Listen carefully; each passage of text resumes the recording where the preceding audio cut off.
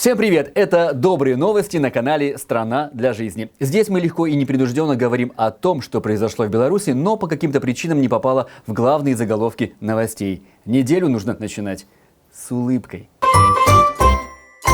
Ученые Беларуси разработали уникальный Почему я биохимик?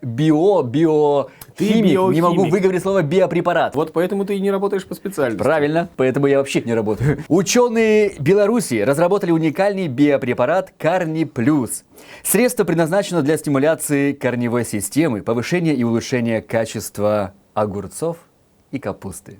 Это замечательная новость только потому, что в Беларуси должны быть самые большие огурцы и капуста. Хотя многие скажут, что размер не главное. А ты знаешь, как удобрение на белорусском? Как? Угноение. Угноение. Угнала тебя. Угнала. Это вот про... Да, это про угноение. Угноение. Хорошо. Хорошая новость для любителей текилы. Для обработки улиц Минска уже использовали более 28 тысяч тонн песко-соляной смеси и 27 тысяч тонн соли. Ждем, когда власти начнут посыпать улицы дольками лимона. И тогда ждем адиос кукарача. Кукарача? Кукарача – это таракан. И вот эта песня «А кукарача, а кукарача». Это про таракана? Это про таракана. Какая веселая песня. Ну, главная кукарача Беларуси. В 2020 году в Беларуси самые популярные имена для новорожденных стали Михаил и София.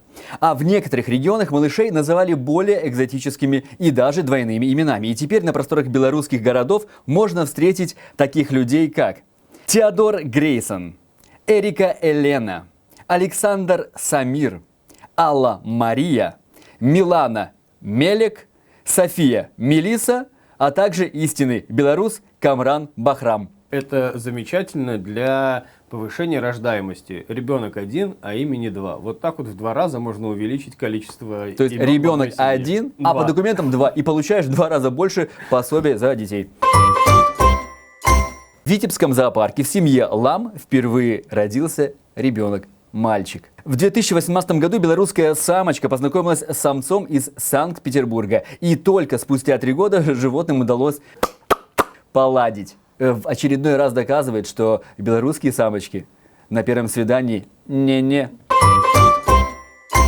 Интерактивная выставка «Аттракцион» проходит в Бобруйске и называется «Насекомые-монстры». Посетители ждут огромные аниматорные и роботизированные насекомые.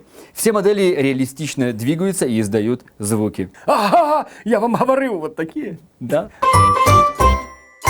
Вот это очень хорошая новость. Ну как, она плохая новость. Пьяный бобруйчанин ударил водителя такси. Как сообщил официальный представитель УВД Бобруйского горисполкома, 23-летний парень затеял ссору с водителем такси, которого... Тебе не кажется, что ты своими словами быстрее расскажешь новость? Бобруйская ведас жмогус сумощи таксивой рота.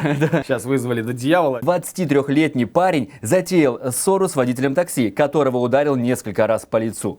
Как оказалось, ему не понравился автомобиль. Он ударил водителя пару раз и пересел в другое такси и уехал. А может быть, это такая оценка, знаешь, как бывает на приложениях ставят звезды? Да. Оцените поездку ударами по лицу нашего водителя.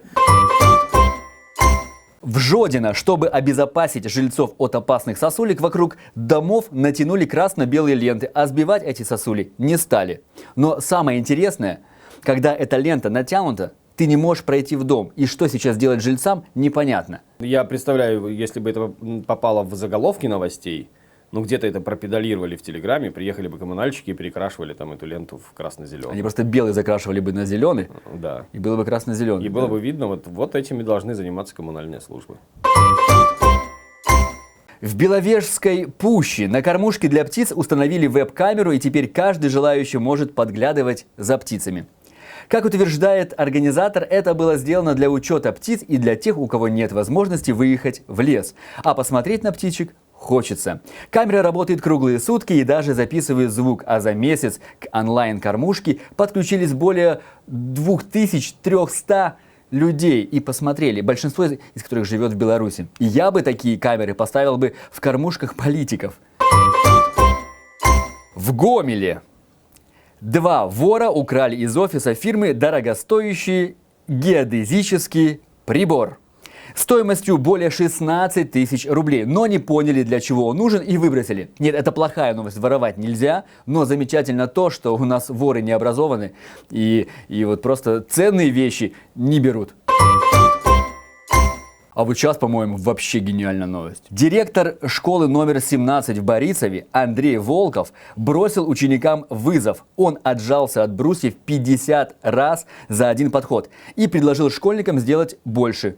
Ученик, который побьет этот результат до конца года, получит приз, сообщил директор на своей странице ВКонтакте. Вот это круто! Это круто! Это вообще редко, когда какой директор вообще может сам передвигаться. И физрук. Самое интересное, я вот уверен, что в этой школе Физрук, мне кажется, смотрит на это и думает, что-то не то я делаю. Я, наверное, не тем занимаюсь в жизни.